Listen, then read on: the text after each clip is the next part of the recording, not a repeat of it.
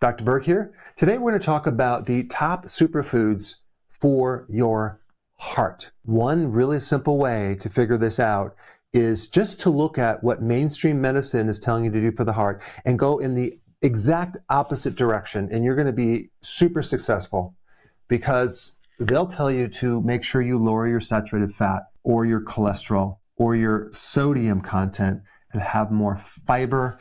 No.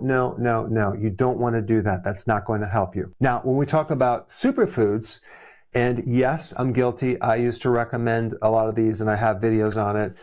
But goji berries, chia seed, flaxseed, kale shakes, spinach shakes, almonds, more green shakes with different greens, spirulina, walnuts, blueberries, all are perceived to be superfoods.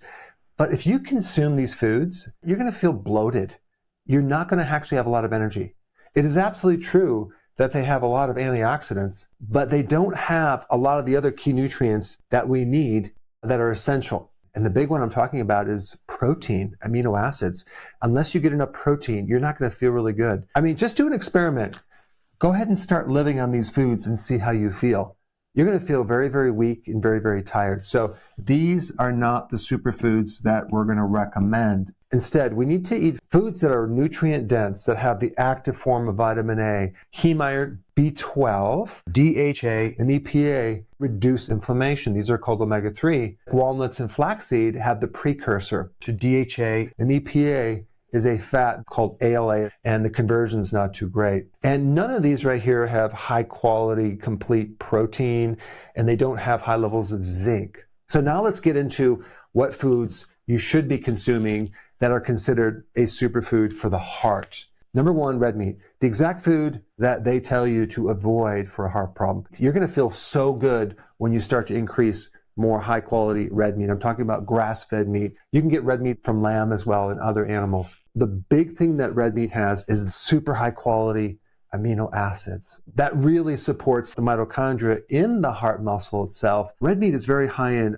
carnitine, and carnitine supports the mitochondria, which is the powerhouse that gives the heart a lot of energy. Also, coenzyme Q10, which is a real key essential nutrient for that mitochondria. And by the way, statins, which is a very popular drug, deplete this key nutrient that's very vital for the heart. So if you are on a statin, you definitely need to take this right here, or you'll end up with muscle problems. Because muscle, especially the heart muscle, needs mitochondria and it needs this, it's called a cofactor. Now, one of the saturated fats in red meat is called stearic acid. It actually helps fuse together fragments of mitochondria to make them whole again, making the mitochondria more efficient. And so if you notice, the common thread with red meat is you really support the mitochondria. And so stearic acid can help you with the mitochondria, but also it's actually very important in helping you burn more fat. Red meat also contains this other compound called carnosine, which is a very important antioxidant for certain problems with the heart. Red meat is loaded with zinc, which is also involved in over 200 different biochemical reactions. And then we have B12. B12 helps to lower something called homocysteine, which if that compound is too high in the heart, it can create problems with the heart. So B12 helps that keep it in check. Let's roll right into number two, butter. Now, I know what you're going to say, like, wow, I thought butter was bad for the heart. No, it's not. Grass-fed butter is very healthy for the heart. It's loaded with vitamin K2. It keeps the calcium out of the arteries. And it also has butyrate. Butyrate reduces gut inflammation. CLA. This is a compound that helps improve insulin resistance. When people have insulin resistance, they have a lot of problems with the heart. Butter also has the active form of vitamin A, not the precursors, which also helps heal and reduce inflammation on the internal part of the body, including that inner layer of the artery called the endothelial layer. And of course, butter has stearic acid. Number three, egg yolk, not just the egg white. We've been told for many years that egg yolks are very bad because they're loaded with the cholesterol and that's going to plug up your arteries. Well, it just so happens that that was absolutely not true. Egg yolks are super healthy, and they have something very unique in them. They have a lot of choline. Choline helps prevent a fatty liver. If your liver becomes fatty, it could spill over into the heart. There's a condition called epicardial fat, which is fat around the heart, which is probably one of the biggest biomarkers of heart longevity and heart health, because when you have fat around the heart, that's not good. And unfortunately, we were told that saturated fats are bad, but unsaturated fats are good, like the seed oils. So people have been consuming a lot of them for many, many years. And those seed oils can embed into the cell membranes and really mess them up. And it takes about 600 days to get them out once you stop consuming seed oils. But with egg yolks, the choline in there can help support those membranes, which is very, very important with insulin receptors and other things crossing the membrane. And the other thing that egg has that's very important is cholesterol. That's right.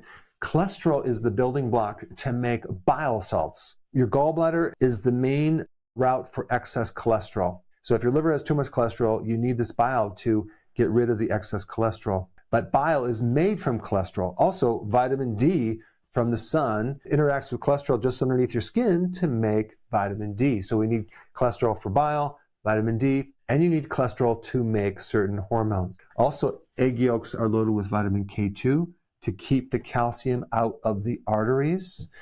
Egg yolks also have certain type of carotenoids like lutein and zeaxanthin, which are also good for the internal part of the arteries. Let's talk about number 4, cheese. I'm not talking about American cheese. I'm talking about the good stuff you usually get from Europe, the raw, unaged cheese. Berg cheese has the most K2 of any cheeses, and a lot of the other hard cheeses also are loaded with vitamin K2. This is the key vitamin that actually not only keeps the arteries free of calcium, but also it's a nutrient for the mitochondria. There are certain, they're called peptides, which are small little chains of amino acids in cheese that are natural ACE inhibitors to help with blood pressure. Number 5, shellfish. Now, wait a second. I heard that shellfish was very high in mercury. Well, it does have mercury in it, but it also is loaded with selenium, and selenium helps bind that mercury so it becomes neutralized, so you don't have to worry about the mercury in the shellfish. What shellfish does provide, and I'm talking about oysters, mussels, and clams, is a really good amount of omega-3 fatty acids, the active form of DHA and EPA, okay? That's really important.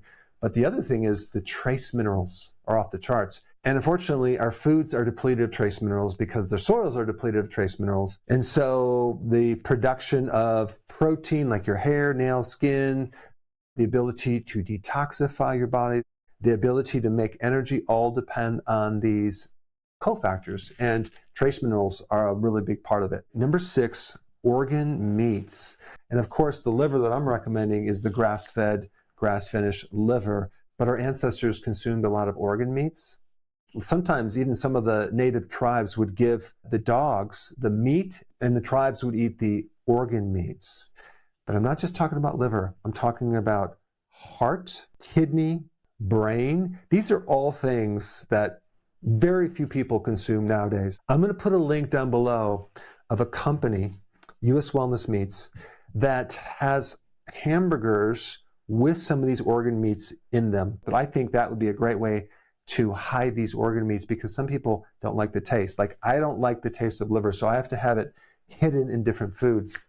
I get my liver from cod liver. You can get that in a can. Cod liver has the most omega-3 of anything, and I'll consume maybe 1 or 2 cans of cod liver every single week. But what's in these organ meats? Well, there's different things in different organs. If we take a look at what's in the heart muscle that's very, very high, coenzyme Q10. The heart has the most. And I do know in certain European cultures and countries, they make sausage with these organ meats. Vitamin A is in organ meats. You're going to get the most vitamin A from liver. And if you think about vitamin A, yes, it's good for the eyes, it's good for the inner skin, it's good for the arteries, and it's good for the immune system. So organ meats are also loaded with B12 to help your red blood cells, and copper. that will help you make collagen because your arteries are made out of collagen. It's a kind of a flexible protein. Let's get into number 7, fermented foods. Now, of course, you have sauerkraut, kimchi, kefir, all of the things I consume on a regular basis to help feed the microbiome, which is also very, very important for heart health. But there's one fermented product called natto, super high in vitamin K2. But it's also high in another compound called nattokinase. It's a very effective compound to reduce clotting. Number 8, sea salt is not a food, but okay, well, it might not be a food, but it's something that we put on our food. Himalayan sea salt, right? What is the difference between sea salt and regular salt? Sea salt has like 80 or 90 minerals. Regular refined salt has 2. Sometimes they add stuff to it like anti-caking chemical. Sometimes they add aluminum to it. They will tell you you need to go low salt for the heart because we don't want to increase blood pressure. And this is something that's been indoctrinated to us. People are so afraid of salt. Well, guess what? Recently they found that is not true.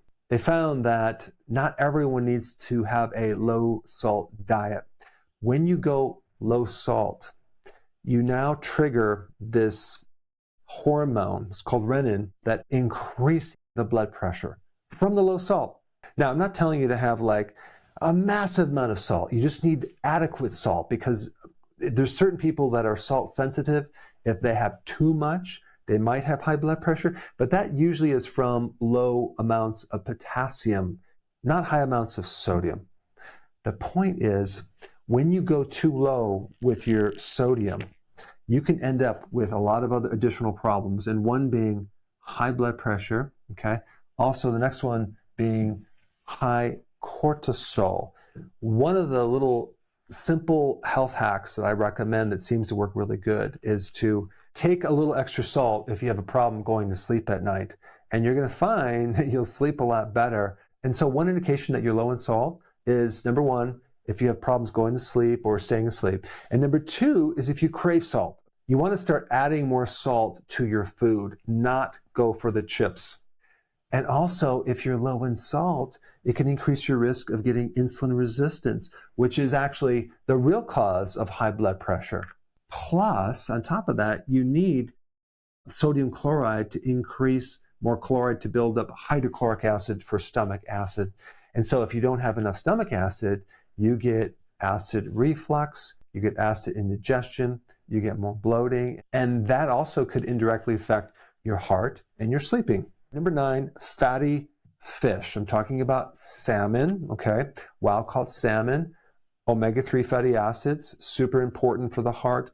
But don't forget about the smaller fish, sardines. Great way to get your omega-3. Anchovies, mackerel. And let's not forget about number 10, collagen. I'm talking about bone broth, the skin on the fish or the chicken. And so when you eat collagen, it doesn't just all turn into the collagen on your body. 90% of it actually goes into a pool of amino acids that your body will use for whatever it needs. But 10% of this collagen is not broken down fully into amino acids. Instead, 10% of that collagen is in these peptide chains. A peptide is a series of amino acids on a chain. So these get absorbed in the intestines, go into the blood, and act as a signaling molecule, a messenger, to tell the body to make collagen and repair collagen. And then if you don't have enough collagen, you end up getting rigid arteries. And the reason I'm even talking about this is that when you consume the meat that we eat nowadays, you're only getting between 1 and 3% collagen, when we really need a lot more. And if you're just living on like tender steak and easy to eat protein, you're not getting enough collagen. I personally add collagen to my coffee every morning, and I get enough collagen. I don't have to worry about it through the rest of the day. And since we're on the topic of the heart, I did another video on how to unclog your heart. And I put all the information in this video right here. You should check it out right now.